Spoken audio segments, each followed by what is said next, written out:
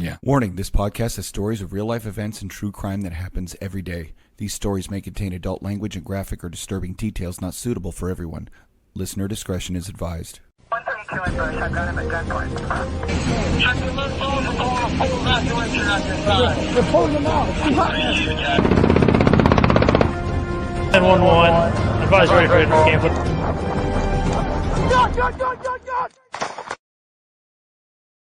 To another episode of War Stories. I'm Tom. And I'm Chuck. We didn't do anything different this time. No. Thrown it in the same old way we always do. I swear, you know, I've wanted to do some crazy stuff, but then I'm like, that's not the platform for this one.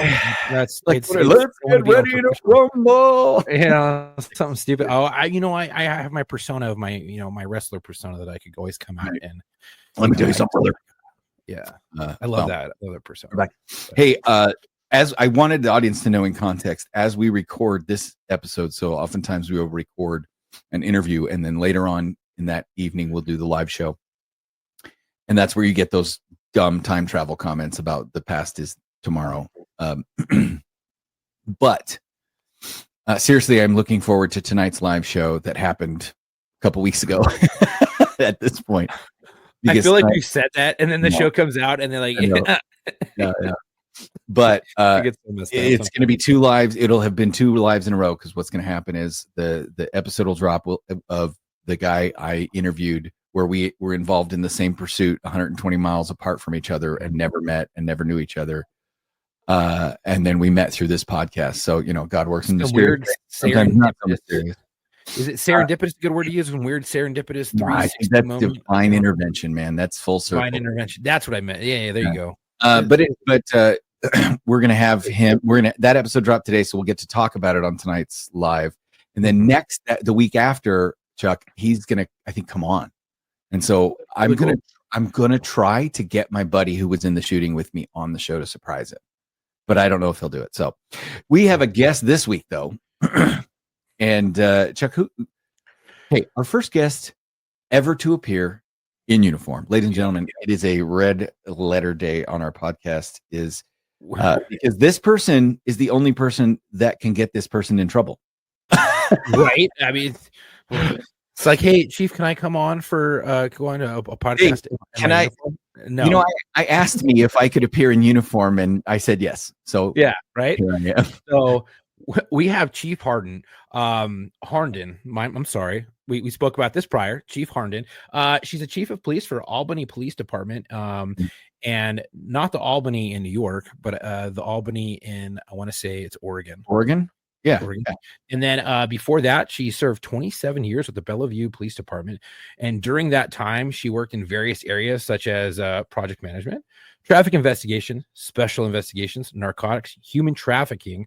That's a big one.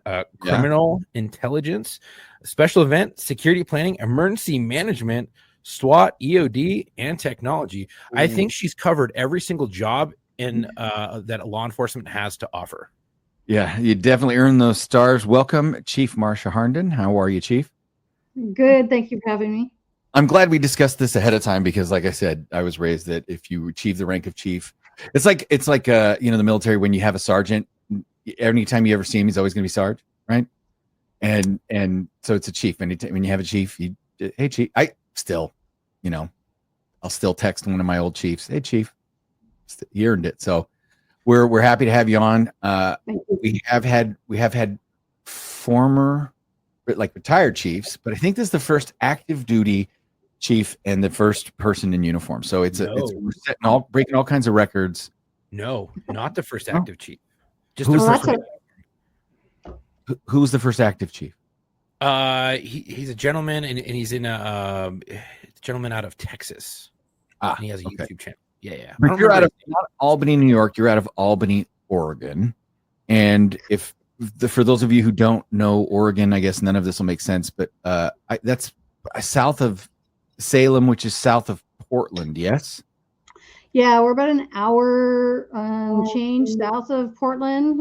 We call it a safe distance from Portland. No, it's actually, Portland is not what is portrayed on television. Any large city has its rough spots, but sure, it's not quite what you're seeing on the evening news, unfortunately. So, well, I mean, if SVU is to be believed, if SVU is to be believed, there's women are getting raped in New York regular like every second. You know, it's like when they show all the shit that goes on in LA and in downtown LA where like riots and shit are happening. It's centralized to a couple streets. Right. And then the rest is pretty much normal. So what kind of a demographic is Albany?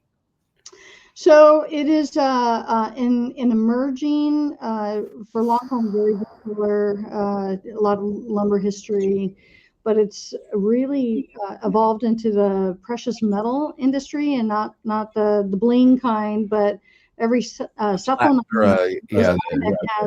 has a component made here in Albany or touched here in Albany. So emerging, we're next door neighbors to the city of Corvallis, which is the home of the Oregon State Beavers.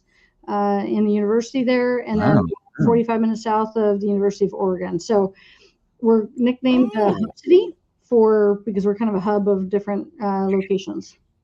And you guys are comparable, I think, to the area I'm in. And people who've listened to the show long enough know where. But I'm a very populated area of North Idaho, and I think you guys are comparable in population, 50, mid 50s to 60s? Just about 60,000. We'll probably be over that in the next census.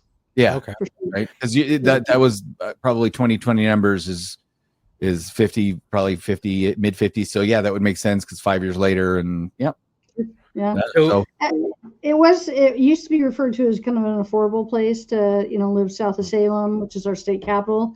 But seeing the real estate market over the last 5 years, I will make out very nicely in the end of this. So. Well, good. It's like where I live. It used to be the affordable area to live in, and now you're hard pressed to find decent homes with good bedrooms with good bones for something that doesn't hurt the wallet. Now, I have a question for you. Who do you go for, Ducks or the Beavers? I am a proud and loud alumni of the University of Washington. So go Dogs. There you go. Either. So yeah, dude, I'm gonna tell you, I didn't realize. First of all, and I had said this to Chief before we started. To my son-in-law goes to Gonzaga. I'm gonna tell you, I didn't know where Gonzaga was. I'd only heard the name in reference to March Madness, right? But it's the name of a private Catholic university in Spokane, Washington. Correct. And so now we get into the inland Northwest politics of college. And let me tell you, Chuck, how dare you talk about somebody from Washington University as having gone to Oregon? Don't even say Eastern Washington University to somebody from, the University of Washington, right? Like that's like, yeah. There's some big, those rivalries are real. I love it. It's awesome. I mean, I'm in college, but I never even got that because I never went to like a real college. That's I don't understand any of it. So, I go to online. How did you, we always like to start with how our guests ended up getting into law enforcement or the military or whatever service they're into. So how did you get into this? Was it were you legacy? Did your family do it? Was this something your parents tried to talk about? I am a military brat. My parents are from the Pacific Northwest, the Seattle area. My father was a Marine Corps officer and retired in 1980. And so he was getting a promotion and he said, I want to go to Washington, but not the one you're thinking of. And so we moved back up north. And if you've ever met me, I have the absolute title in Oregon of the shortest police chief in Oregon. I'm only 5'3". Oh my God, amazing. And so when I became interested in law enforcement, actually I didn't think I would make it. I thought I was too small. And was in college at UW and worked in retail as a part-time job, and then just had a knack for identifying behavior and got into the loss prevention realm. And the police agency where the store was located was really good about mentoring and recruiting me. They said, you should absolutely do this. You can do this job. Just don't work for us, which was very telling to me at the time. It was a leadership moment for me later in time, but gave it a shot. I had great mentors. I have a degree in history and speech communication. That was my bachelor's. And I was going to become a teacher, and then fell into law enforcement. Not all that dissimilar in some ways. We do a lot of educating of the public, just in different ways. And 33 years later, I'm here. So, and no regrets. I was going to say that speech degree came in very helpful when you became a chief, I bet. Yes, I have friends that go, "Hey, you talk very much like an executive sometimes," and I'm like, I don't mean to, but you have to talk to a lot of people. That's where I'm going right at 5:30 when I'm done with you gentlemen. So it is definitely part of how what we good do. she is at speech, Chuck. She called us gentlemen. So I'm curious then, and this is an honest question because I don't have a dog in the fight, but I have been part of the argument of, and by part of I mean asked my opinion on, but I'm curious your opinion on the argument that the size of an officer either does nothing to or increases the chances of having to use deadly force. You're aware of this debate, I'm sure. And so I'm curious because my thing is it's cowardice more than height, right? But I would love to hear your thoughts as a chief. So if I understand your question correctly, if you are smaller in stature, male or female, you're likely to use deadly force more often than maybe a bigger officer. Is that correct? And the assertion that I've heard made, and again, I like I said, I think it's more your cowardice than anything else, but it has nothing to do with it. But the assertion was the shorter the person, the less capable they are of handling a larger person. Therefore, the quicker they have to resort to deadly force to handle a situation that a larger officer otherwise would have been able to handle. That's the assertion. I would push back on that. I mean, I've been in the game for a long time. I think it really comes down to mindset and how you approach things, your level of training and confidence, obviously. I got in a fairly nasty fight early in my career in 1996. It was myself and a male officer against a woman who was cracked out of her mind and about my size or smaller. And she took, got the jump on us both a little bit. And then finally we came out on top, a dislocated thumb and bites later and a very injured neck on my part. But it was most definitely a very equal fight amongst the two of us. I think it is your attitude, your mindset, your skill, and confidence. I think there's differences statistically in male and female approaches to use of force data, per se, and the degree of emotional intelligence and de-escalation. But I don't think the stature or size so much. Again, I'm small and was a lot lighter earlier in my operational days, and I don't think my third or fourth day in FTO I got in a fight and was right in there. So again, it is the mindset and confidence more than anything. I would kind of push back on that because I just don't think. I agree. I would definitely agree because go ahead. I was gonna say I've seen people, who may be smaller, but they're pit bulls and they're nasty and they know a lot of stuff. You're not tall, but you're built like you should be forging an axe in the bottom of a mountain. Right? 5'8". I'm not sure that short, but I'm short. I'm not like crazy. I'm 5'8", but with boots on, I'm more like 5'9", 5'10". What I'm saying is that because of how thick you are. Right. I didn't get into a lot of lanky. You're shorter and built, right? Yeah. But, I mean, I think you're a fighter. Yeah. I mean, there were people who didn't want to, like when I patrolled in near South LA, I would say adjacent, but it was pretty damn close to South. It was basically South LA, depending on where you were. I would get the jump on dudes, or I'd come out and I'm like, why didn't you guys run? They're like, I was afraid you were going to, by the time you caught me, you're going to beat my ass because you look very fit. And I was like, yeah, you're right. And so, go ahead. I would say it comes down to more of one skill. I don't think that not too many. I mean, unless you're a 98-pound female going up against a guy who's 6'6", 350 pounds, gacked out of his mind. I don't think that I think it's not a black and white question. One and two. I think it comes down to skill. I think it comes down to appearance. I think if you're squared away and you look good and you have a solid body and you're not a bag of ass, I think that you're going to be getting into less fights, because I've seen guys who are very capable, who dress like shit, who don't have the confidence when they speak, and they get in more use of forces than anyone I've ever met. And I had a female partner who was a gang unit or a gang officer, and she was this tiny little Hawaiian.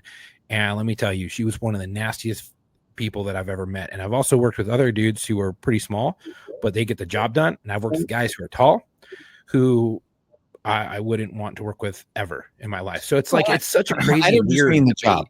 I'm specifically referring to use of force, but I wanted to refer Chuck to a mutual friend of ours who she's not tall. She's taller than 5'3", but she's not tall. And she once beat a guy into submission with her radio, because that was the only thing she had available, right? Like, she's tough, and I wouldn't mess with her. And so I think that kind of proves your point, is mindset, right? Because if your mindset's right, the world is your weapon. And I've worked with a taller guy who I would just never want to back me up ever if I could avoid it. And then I worked with a gal who was shorter, and I worked with a guy who was shorter than this guy, and they were both banshees, man. They were like Wolverine. You let them loose, and they'd just take people down. I just because we've never had a chief on. I've heard people articulate that they would say, "Oh, could you sue because the person's more likely to shoot?" There's no statistical data to back that up. So I wanted to get your opinion, especially when you told me you're 5'3", and then because we had a chief he said he had the smallest bomb squad suit in the whole county because he was 5'7". Anyway, so I was curious to get your thoughts on it as a chief. But now you get into law enforcement. You have such a long career with so many different assignments. Like I've worked a pretty fair amount of assignments. I had a good time, but you've worked probably triple what I have. And everything. Yeah. So what was your favorite? I mean, besides, of course, it's going to be being a chief. Being a chief is your favorite. I get it. We have to say the political thing. No, what was your real favorite? Well, just to be really clear, most of my those units were as a supervisor. So I had some really good opportunities, but I promoted fairly early up the ranks. I was a public information officer, and the chief at the time said, anybody who leaves this office is going to move up. That's why I pick you and would like to mentor. So I did. I was very, very fortunate to supervise a lot of units. And I would say my best assignment ever was to be that first line supervisor, sergeant. I think I tell my sergeants here, I may set the tone for the culture, but if they're not bought in, I'm screwed. So they really have to buy in and believe in what we're trying to do, because it's a very powerful position. You have a lot of young minds that you're molding, and you can either teach them to be jaded and cynical and hate the public, or you can say, hey, we're going to go out and we'll take care of the bad guys, but we're also going to take care of the good guys, and have that kind of the balanced approach. So I think that is by far my favorite. And the patrol supervisor, you just don't know what's coming at you. And that it's a great role to be in. I think very powerful in any police department by far. And I will say that I've had many friends who have given me shit, but Narco was my favorite. It was the most fun I ever had. I can't help it. But I did a lot of other things, and honestly, patrol's a blast, man. Patrol is so... every summer with nights that are like 87-degree nights on a Saturday at 11:30, and you're wearing your short sleeve shirts and you're not getting your coat out on a Saturday night going looking for bad guys, because you put in for weekend graveyards. This is fun. I miss it.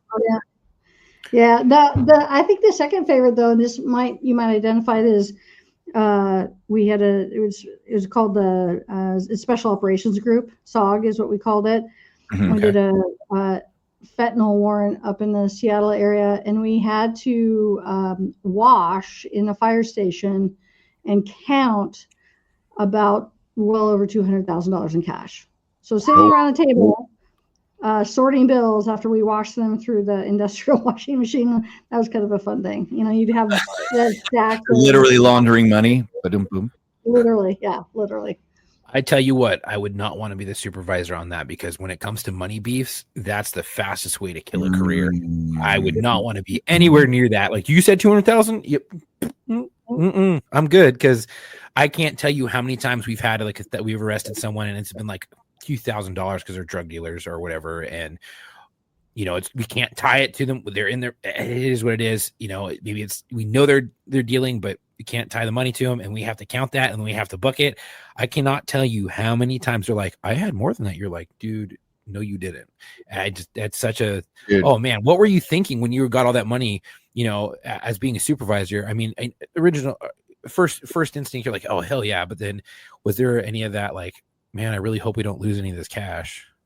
That's a lot. Yeah, it's a lot. It was a lot, and there's a federal overlap to it, so of course we had to be extra careful on that. But yeah, I think the coolness wore off pretty quickly, because you're literally putting it in like a lingerie bag and putting it through the washer to make sure you don't have fentanyl on it, and then you have to go out and you have to smooth it all out and sort it all out and put it in piles.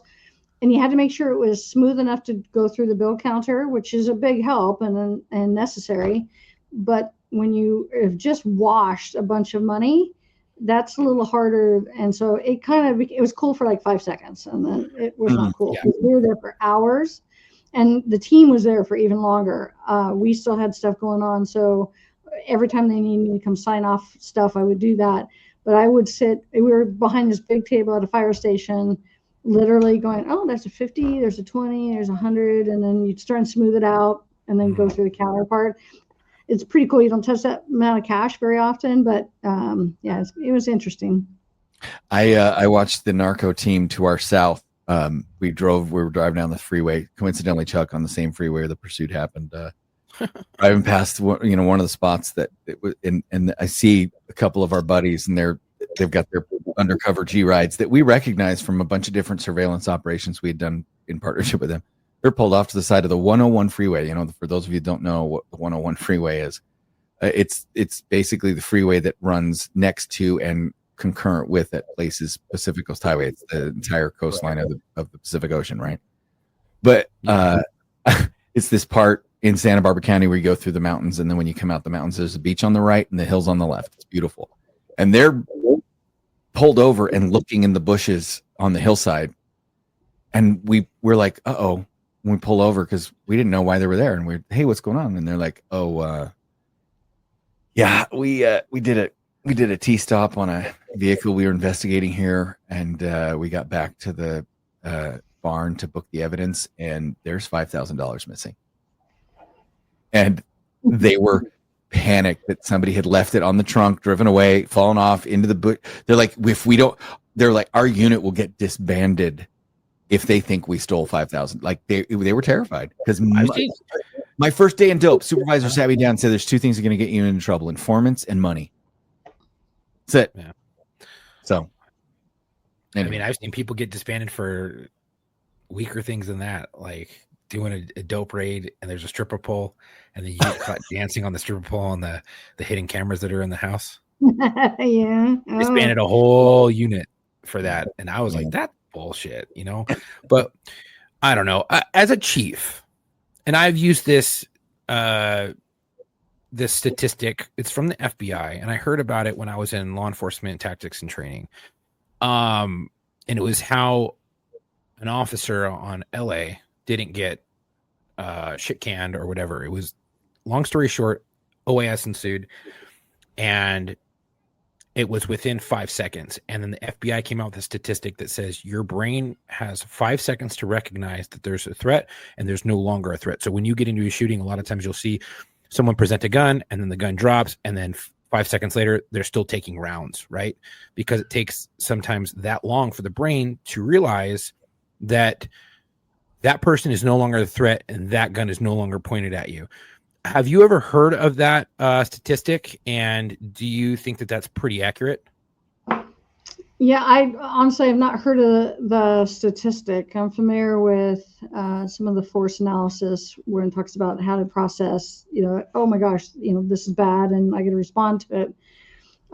And that instinct there, I think the way you try to regulate that and make sure that it doesn't flare up during real life scenarios is to train it as close to real as possible. So doing active threat drills where you're taking sim rounds.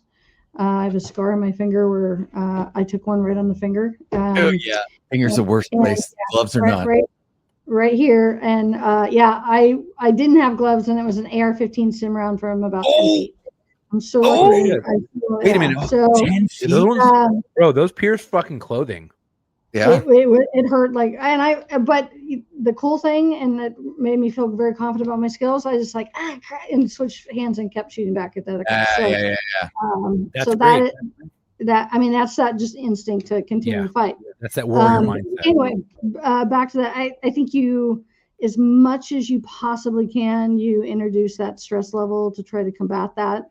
And so, having good sim type situations where you can you got the stress level up, you're taking some sort of pressure. We try to do active threat training here at least once a year, if not multiple times, but that stuff is expensive. With sim? Sims. Yeah, doing sim stuff. Wow. Hey, other agencies, listen up. Do sims once a year with your officers. This is much needed. Believe me. Yeah. Oh yeah, when you're getting, granted, you got your hockey mask on and all that stuff, but if you're taking rounds that will at least leave some sort of mark on you, I think penalty. Officers get used to that stress level, and then also just the introducing a little bit of the wellness stuff, the things that NTOA teaches about tactical breathing, and that we had an ambush on two of our officers here in Albany. Fortunately, the guy was an idiot and used a .22 long rifle and shot through one of those Home Depot windows on the front door, but hit the officer in the vest, and he was able to retreat and get to cover. He was a veteran officer, lateral, that came to us, military training, and then we had a younger officer, fantastic guy, but he didn't have that experience. And I've seen the body cams multiple times. Both did exactly what they should be doing, but the breathing and control was very different. And so one of the things that we've started to do is when we're doing use of force reviews, we're going back almost to the emergency driving and seeing the level of control and the breathing and the approach. So keeping that rational head as much as possible so that you're not just going to that panic lizard brain, so to speak, and reacting that way. Right. I think that's the best way that you would combat something like that. Although I'm not familiar with the statistic per se, but being in control up here means we're in control of everything else. And I think that's really key. Yeah, and I think the only reason why that statistic came out is because it was an FBI task force with a gang and narcotics division unit, and they got into a shooting of a really bad dude who'd murdered a bunch of people, and he shot at them, and they shot back, and then because it was an FBI task force, the FBI then, because of some things that happened that I'm not going to talk about, they then ran the research on it and came out with a statistic and basically saved that cop's career, which I don't think he should have never have been, up on the chopping block regardless. But I was just curious because that statistic came out and we all got taught about it, and then I think there was a big training that went out and pushed to, the higher echelon, like lieutenants, captains, people like that. But yeah, I was just curious. That muscle memory is key. If we're training is timed drills in the range, that's what we're going to go off of. But if we're trying to simulate real stressors and look at how we're responding, whether it's deadly force or other uses of force, I mean, the more real you can make it, I think the more beneficial and the better outcomes. Well, Chief, we've gotten to pick your brain a little bit. So now I want to return the favor and say, as Chuck's recently retired. I've been retired a little over 10 years now. It's crazy to me to think that I've been out of the game that long, but still talking to people. I want to talk to you about, or want to give you the opportunity to talk about what are the things that you, as a chief, are concerned about right now. What are your what are your words to? We've got a lot of cops listening to the show. We got a lot of firefighters. We got a lot of military people. As a chief, to anybody that's listening, what things are chiefs worried about? Where is law enforcement going? Where are your concerns? What is it you're fighting for, or what is it you're battling against as a chief these days that really you want people to be aware of and focus on? Yeah, or what is it like with the new generation of cops coming up? Yeah, for sure. Well, we don't have 5 hours to talk about this, so yeah, right. We'll have to make that a different episode. It is the 20 to 25 or 30-year cop is a unicorn, I think, moving forward. And that happens for a variety of reasons. I think we don't have that younger generation coming up with that calling of service and sacrifice. I mean, my dad was a military officer, so that's how I was raised, even though I'll admit that I'm a Gen Xer by age. Too. So it is, I think we've lost sight a little bit of the calling. So going back to this is a tough job. I mean, we're in the trauma business with your police, fire, medical. We're in the trauma business, and it's going to leave its mark. And if you want to make it to 20, 25, 30 years, you're going to have a great pension, but what price are you going to pay? And what can we do to lengthen that time? I think we're looking more at 7 to 15 years is the tenure. And really, that short? Wow. Yeah, people are piecing out. And I'm seeing it here too, even though we really invest in the wellness of our folks. And I think we have a pretty good culture, but I also can't fault them. Hey, I'm done. I want to go do something else. And we all have worked with people who are like, if you're that miserable and that much of a jerk, maybe you need to go do something else, right? Go. Yeah, if you don't love it, you got to go. Yeah, absolutely. And I'm fortunately, I'm still in a position where I love my job. I love the folks here, and I'm so blessed to have a great department. But there are times where people need to go, and so I think you're starting to see people empowered to do that. And then the other thing, we went on this big wellness kick. I'm gonna get on my soapbox for a second. This big wellness kick. Very well. I'm about to tag up on it too. Yeah, it's I could talk about it all day long. And again, one of my dedications is to a fallen officer who died by suicide. And I think we talk as a profession, we talk the pretty words of wellness and resiliency, but I don't think we're really making as many strides as we need to be. And it has to be part of the fabric. And that's one of the things I'm proud of here is that these guys and gals have really embraced it as a part of our fabric. The minute you come in the door, you're getting connected with one of our peer support people to navigate, because we have kids coming in who've never seen a dead body before. And so what are we and part of FTO, we expose them to as much as we can, as fast as we can, but we don't give them the tools on how to navigate that. How'd you sleep last night? Did you go home and drink a bunch of beers? That kind of thing. Give them the tools to do that. And then also talk about financial planning, because we are not, our city HR people are not allowed to give them financial advice. So you have people that are 15 years in that need to make a change and they have not invested well. And so they're not, or they're at 20 years and they're age eligible, but they're a divorce in and they haven't made the adjustments. So a financial wellness piece. So I think we need to do more on the nuts and bolts. Yeah. I think PORAC and FOP can be big supporters about that financial piece and putting people together with investment brokers and helping do those classes and stuff like that. But I think one of the things you touched on that I think is super important to stick with for a second is that that resiliency piece, the learning how to process things, right? We're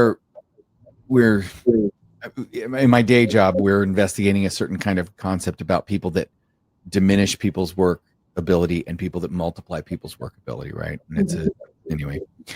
But one of the things it talks about is giving people room and asking them genuine questions and allowing them to make mistakes and all of those kinds of things, because if they don't fear a mistake, then they are empowered to make a bold decision, make a choice. And you know, my FTO, my favorite second, well, it's a tie, boys. Anyway, Franco phase 5, basically a weekend, said, you're done. Let's go out. You're fine. I'm going to pass you. You only got to wait a week. Let's go hook and book. Right. I loved Franco. And he said 2 things: make a decision to be able to justify it. That's it. That's all I want. He says, if it's the wrong decision, I can talk you through it. Right. You can explain to me the decision you made.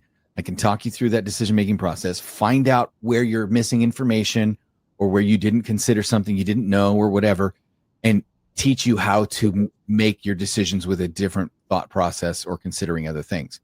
That's easy. What I can't teach you to do is fucking think. And so if you're just making guesses, you're making decisions based on guesses, get that out of my car. Make a decision to be able to justify it. That's all I'm going to ask you for. And so I felt like, okay, in phase 5, I am not terrified of making a mistake. What I am terrified of now is disappointing the man who just gave me the freedom to make a mistake and learn from it. And I think that also applies to what you're talking about, which is why I bring that story up. So many police officers know what happens when they cover their mouth and raise their hand and say they need off the ride for a minute. And immediately they're out on a fitness for duty. They're on the rubber gun squad. All of their friends stop calling them. They have people saying they're faking it. They have, like, all these things happen. And I think some of it is genuinely because the group that's saying all those things is terrified of facing how fucked up they are. Just my 2 cents. Well, but that's what you're talking about is making that part. You can't be afraid of the consequences of coming forward and putting your hand up and saying, hey guys, I need a little help because I'm feeling like I'm going to throw up. Yeah, I'll that's the beauty. No, go ahead, Chief. Yeah, I'll tell you a happy story. I had a guy just retired a couple weeks ago that was headed the wrong direction. And he bad divorce, some trauma in his background, both before law enforcement and during law enforcement, and got in a very intimate relationship with bottle. Didn't show up for work. We were kind of seeing this train come down the tracks, right? And I get a call. I'm at a city council meeting, and they already know that, hey, if somebody needs help, I'm going to be right there to help out if need be. And so we put him out for the shift. He was just blitzed when he called in or tried to call in sick to work, and that didn't go very well either because he was so blitzed out of his brain. And we had a conversation, and my union president was there at the time, and they said, well, we'll put him out. We'll deal with the disciplinary issues. And I said, okay, yeah, we'll deal with the mistake. We'll deal with the behavior. But he's at home with alcohol, car keys, and a gun. What could go wrong there? Let's go out there and let's have an intervention. And I look at the union president and I said, hey, am I going to have any pushback from the union? And he goes, nope, none from us at all. And they did just that. It was peer driven. Went out and talked to him, emptied everything out of the house that he had access to, made sure he couldn't drive anywhere. He was in treatment the next day. And that was the last time he had any alcohol at all. And he just retired on his terms. And so I always tell people that are coming in, you're going to make mistakes. It's what you do with that mistake that matters. And if it's 100%. An honest mistake and you are willing to grow from it, we will help you. Now, obviously, there's some you can't come back from. Lying, Brady type things, you cannot come back from those, especially in this state. Oregon will decertify you for a dishonesty. But anything else, I expect you're going to make mistakes because we're freaking human beings, right? And so you use it as a growth opportunity and get better, and we will be here to support you. And even with the people that have departed, and I don't have this as a badge of honor, is I will see them, I will go to coffee with them, and I'll get a hug and a thank you because we're going to treat them with dignity and respect. I've seen some stuff I can't unsee in this job, Yeah. particularly with ICAC, and I've had a couple of people in front of me. Oh yeah. You can't unsee that stuff. Nope. So let's use those things for good and give back to the people coming into the profession and give them the tools to come out better the other side. 100%. You touched on something, and I hope you guys can hear me, and my delay is not too bad. But peer support is very near and dear to my heart, because I know it works. I know it works really well.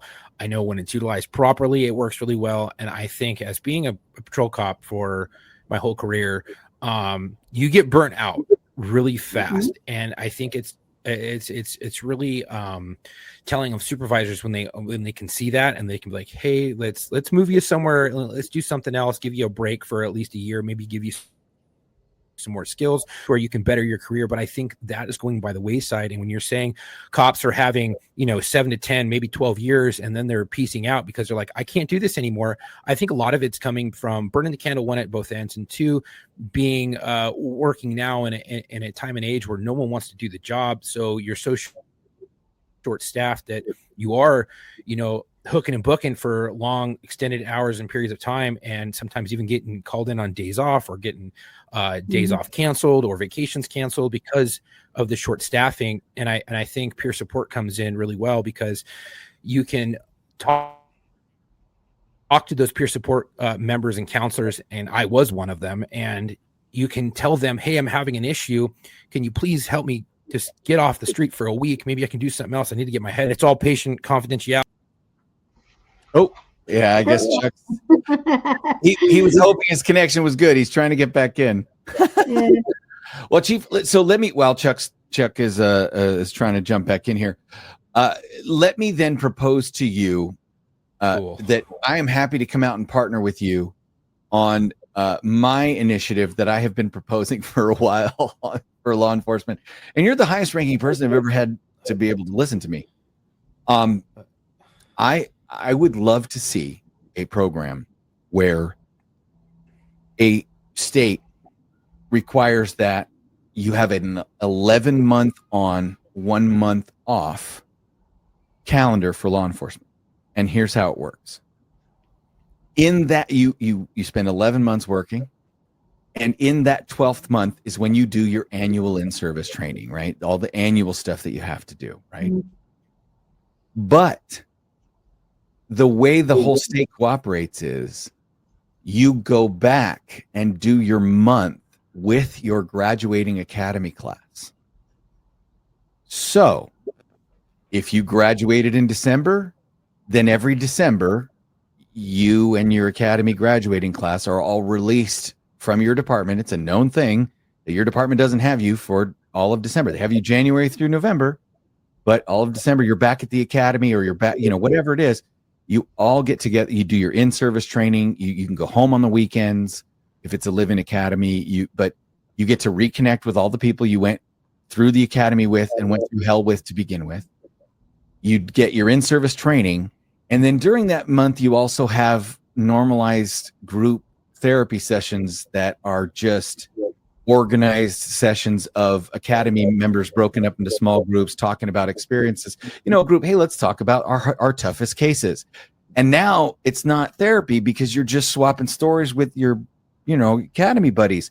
But those story swapping sessions are facilitated by an instructor who just happens to know how to do group therapy and guide people through these traumatic events. And I'm just saying, it's the Band of Brothers easy company model of wellness, where you get 11 months on, and then the 12th month is when you do your training and get some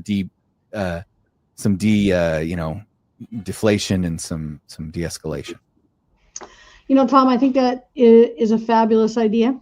I'm willing to try just about anything for my folks. We tried massage therapy here in the station. That didn't work out too well, but you didn't spring for the happy ending. In the jammies within conference room. So, but some things are working, and I think we got to keep trying. There are some agencies here that have looked at sabbaticals. And so I think the challenge we have, and speaking from the chiefs level, I'm the president of the Oregon Chiefs Association right now, is that not every agency is where they should be on the wellness efforts. 100%.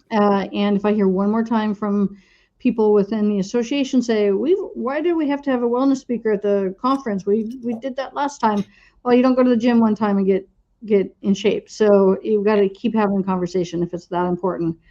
And two is, I think Oregon is a fairly small state as far as we're actually 50th in the country for police officers to population, but outside of Portland, we have a couple, probably 3 or 4 cities are above 100,000. Everybody else is pretty small. We have agencies that are 3 or 4 people. So that you'll get some challenges in that regard. And then our sheriff's association is different, but I think they're still trying to look at some stuff too. But I think we try in almost anything we can. Yeah. Not to keep people in the profession so much as to have healthier people in the profession. I also think. Oh, sorry, Chuck, go ahead. I was going to say, I think PTS needs to be normalized. I think you need to come in, and I think that's a real taboo subject, and it has been since, forever, since I was in the military. And post-traumatic stress is a real thing, and I think once we normalize it and we go, hey, there are going to be times in your career where you're going to have post-traumatic stress. You're going to have bad dreams. You're going to have these things. You need to work your brain out just like you work your body out to make it resilient as your body.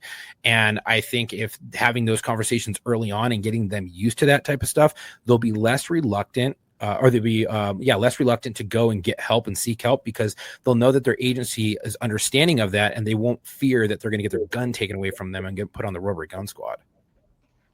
Yeah, I've only had to exercise that option one time, but it was a direct threat to harm self or others. So I think, you have to make it okay. And one of the things we're trying to do is when people come in the door, and all these police departments, not just mine, are hiring a ton of people, is you have the conversation up front and you have your influencers. If it's just coming from me, they're going to be like, oh my God, the chief has an idea again.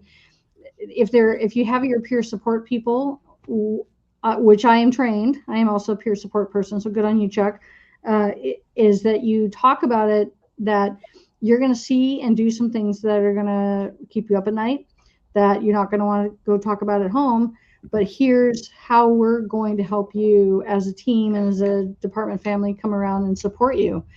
That is so key. And so again, from the minute they come in the door, we're having that discussion. And I empower the FTOs to unplug their student officers on those first big traumatic things. And it warms my cold, dead chief heart when I recently had an FTO who said, with a recruit, I could see they were visibly shaken. They were having difficulty communicating. So I unplugged them for the rest of the shift. And we actually put the person in contact with our clinician who's contracted, and they're doing well. So, because learning stops under the guise of trauma, your brain will no longer start processing and learning and retaining information. So why are we continuing to judge and grade that person when it's a normal part of what the human body goes through?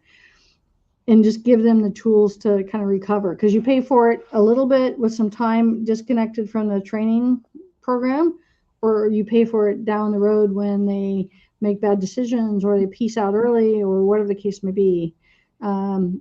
People like me, people with these, have to do more. And they have to, it's part of my responsibility to take care of my people that way.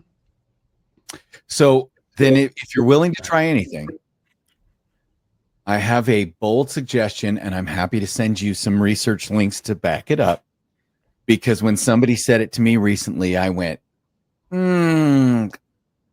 that sounds amazing, but it also sounds like bullshit. Turns out,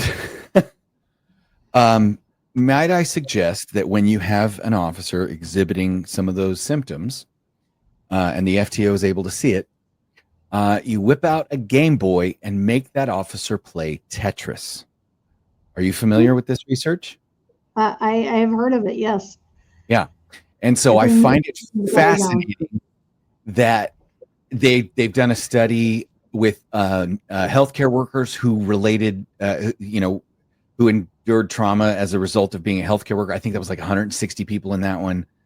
There was another study that was done with car accident victims. Okay. Chuck, are you aware of this? The Tetris theory? No, I've never heard of it. Really? Okay. So this gal's a couple of people in the field. She's studying different preventative behavioral interventions, so that post incident, right, when you know a traumatic incident has occurred, what sort of things could we immediately have somebody do that would reduce the likelihood or the severity of PTSD? And she landed on Tetris. And for those of you who have not heard this, take it back to your agencies, do whatever you want. There are numerous studies on it, but essentially their hypothesis was that after a trauma, patients would have fewer intrusive memories if they were able to play Tetris as part of a short behavioral intervention. And so they literally had a study where motor vehicle accident victims waiting in the emergency room, half of them received a game and were told to play Tetris while they were waiting. And the other half were asked to perform a different task. And both of those two groups were all doing those tasks within 6 hours of the accident. And as a result, the people who played Tetris had fewer intrusive memories of their trauma overall in the week immediately following the accident than anyone else. So you can read the full study. Yeah, there's a way about how the mind is tasked with moving objects in space and figuring out the puzzle, and the way it activates the hippocampus and requires a certain amount of focus from the brain that engages so many different systems that it impedes the brain's ability to imprint some of those traumatic memories and reaction. It's fascinating. But I was just, when somebody said, yeah, get a Game Boy and play Tetris to avoid PTSD, and I went, yeah, he's like, no, you were looking it up. And I'm like, holy shit, there it is. So really interesting. Innovate in Oregon and have the Game Boy methodology. Just have all of your officers have to download Tetris on their smartphone to make it a requirement, and then you force them to be like, all right, you're being ordered to play Tetris for 10 minutes. Whatever it is. I do have a question for the chief before she has to peace out. Yeah, we have to get to her dedication. So it's along the lines of this, and then we'll get into your dedication. And we can get into it right afterwards. But you've heard Tom just talk about how to help people, not have lasting effects of a traumatic experience to lessen the effects of PTSD. Well, what do you think will help officers, young officers or officers who have been in it for a minute, or maybe officers who have been around, veteran officers, to help with the longevity of their career? Like you said earlier, 7 to 10 years, a lot of new coppers are deciding to peace out. At that point, what do you think going forward will help officers in the longevity of their career and staying healthy physically and mentally? I think it has to be a mutual investment, both by their employer, the department, and by them. I think if you set the culture that, hey, these things are going to happen, and these are the systems in place that we expect you to engage in, and then we back that up with the funding and the support on the admin side and on the peer support side, I think that's really going to help. And I think the key thing is to recognize that we're going to be exposed to hundreds, if not thousands, of incidents, depending on where you work, that will leave its mark on your psyche, so to speak. And so first we got to recognize that that's the case. There's no way you can't come through this job and not be changed, unless you're a sociopath, and that's a whole different issue. But but I think recognizing and just accepting it's what it is. I mean, we went so far as to make it a core value here. And I'm a firm believer that the icing on the cake, so to speak, is healthy internal culture means healthy interactions out on the community. So whatever it takes, keep trying stuff is really key. Mm-hmm. And I had a very, very young guy who we hired not too long ago. His dad's a police officer in the neighboring city. He's so eager. And I think he'll be a long-term guy. But he wasn't 21 yet, and we had to wait till he was turning 21 to hire me. He's like, "Is there any way I can start sooner? Can I keep going on ride-alongs?"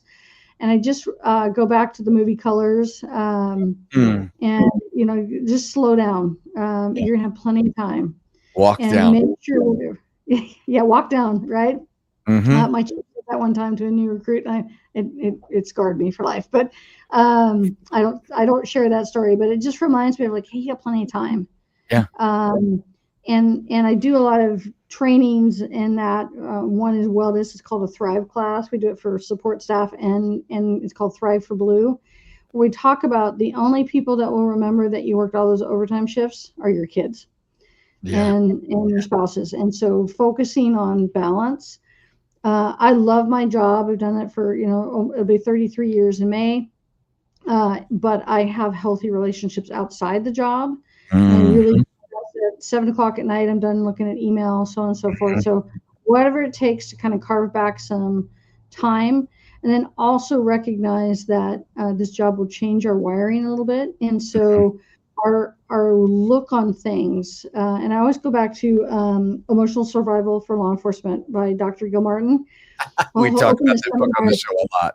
Yeah, I love him. Oh, he lives here in Oregon part-time. So, but one of the things he'll say is that he'll open his seminars and he'll go, priest, Boy Scout leader, Santa Claus. And he goes, what comes to mind? I'll go, pedophile, right? And and he says, you're not normal. We have been programmed to be cynical, and we go to the negative.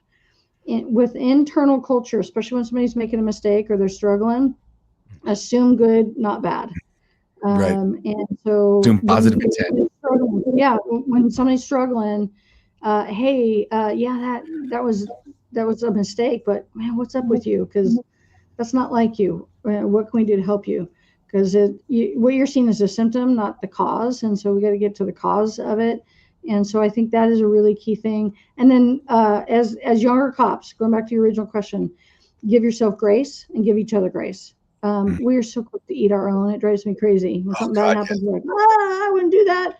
But the key thing is that we give ourselves grace and give others grace. When bad things happen, when we had Paul Lancaster, the deputy in Benton County, kill himself, every single person that was working that day and every single person in our department had a different journey on how they process that. And we have to give each other grace because it's not the same journey.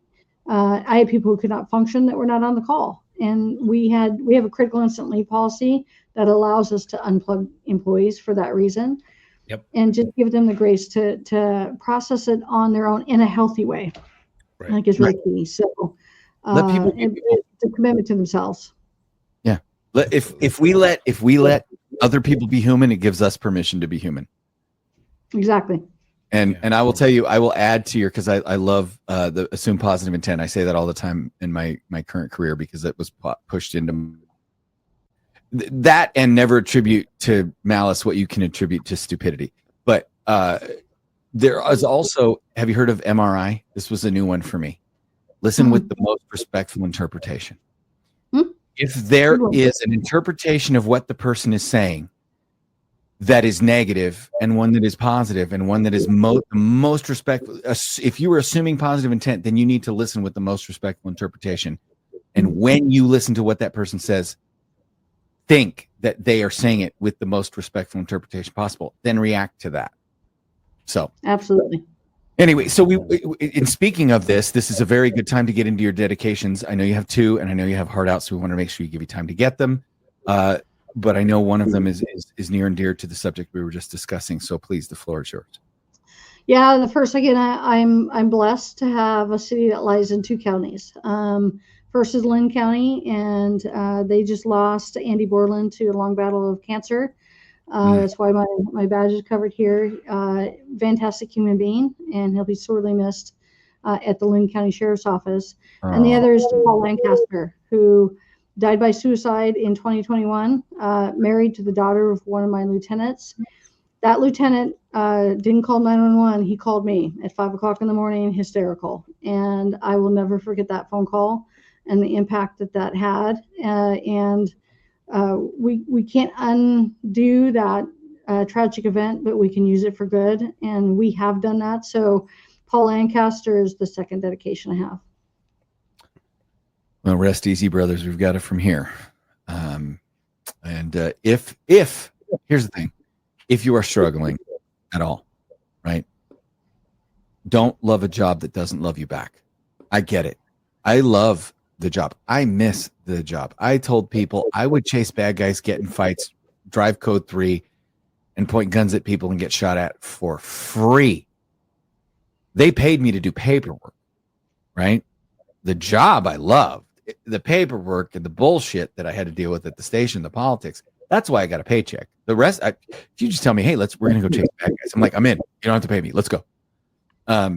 But remember, you can love the job, but always never forget that the job doesn't love you back. It is a job, and at the end of the day, have a condo in Redondo. Have that goal for your retirement, for a life after law enforcement, because you better have a life after law enforcement. Do not sacrifice your good years to not enjoy your golden. And second, those friends that you had before you were a cop, keep those friends, because they're the only ones that can call you on your bullshit and say, motherfucker, I remember you when. So don't act all high and mighty. And when you retire, they will be the friends you still have. I promise you. So, Chief, thank you for being on the show. I appreciate you. I would love to come back and I have so many other, I want to talk about stress academies. I want to talk about there's so many other things, but we would be honored to have you back. We appreciate your time. I know you have so we're going to let you go as Chuck does our outro. So Chief, thank you very much. We appreciate you being here, but we won't keep you any longer. Take care, guys. Yeah, I look forward to talking more. Thank you. Thank you, Chief. Appreciate it. Well, I just want to say thank you to everyone who's listening. And also, if you're struggling or not struggling, but like Tom already said, if you're struggling and do all those things, if you know someone who's struggling, don't be afraid to reach out, because if they do something stupid and they're one of your friends and you never reached out to them, I don't know how you're going to sleep at night if you knew that you could have maybe tried. So try. If you know someone's struggling, just reach out and just be like, hey, man, you good? Or, hey, what's up, girl? I mean, don't say it like that, but you know what I mean? Like, hey, lady, what's up? What's up? Hey, everything okay? Everything good? Because if she's your girl and they're your boy, you just talk to them however you talk to them and just ask them if they're okay, if they're doing well. And there are far too many things that could be prevented by just being like, hey, are you okay? And I've seen it work. So two words. That's all it takes. 2 fucking words, you guys. You okay? You good? Yeah. You okay? It can save a life, and believe me, it has. I've known people who are close to me that it saved their life. So it works. It's this right. Hey, Chuck. Hold on, Chuck. You good? Mm-hmm. All right. Yeah, and if they open up with a fucking can of worms, listen. Shut the fuck up. Don't just fucking exactly. Don't shove them off, because they might be struggling and they just want to be heard. Listen to them. Maybe let them know, hey, you're okay. And maybe you take more than one time. Maybe go, you good? And you go, yeah, I'm good. And you go, well, hey, here's the thing. You don't seem good. That's why I asked. But if you want to talk, I'm here. If you don't want to, hey, I get it. But give them plans. Hey, you want to go out to dinner? You want to go watch a movie? You want to go golfing? You want to go dirt bike riding? You want to go surfing? You want to go snowboarding? You want to go do whatever the fuck? Keep drinking out of it.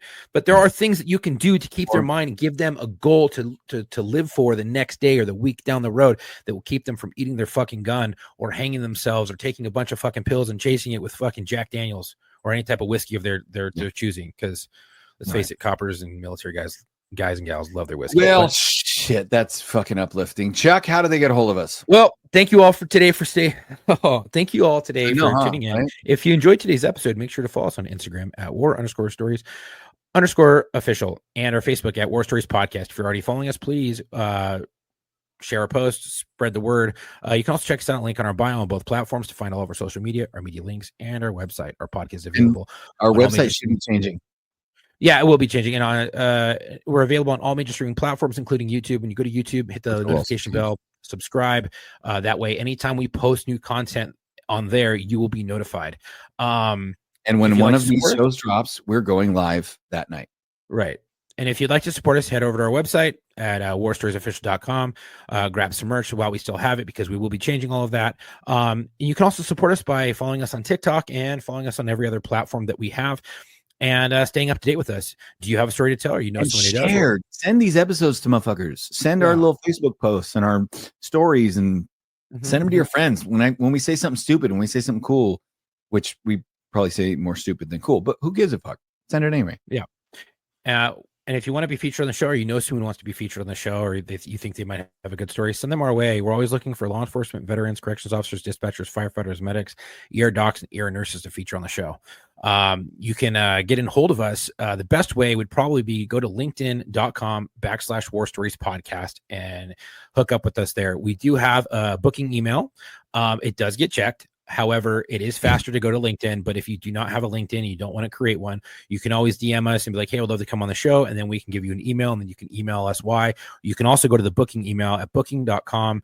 No, it's I haven't given this out in a while.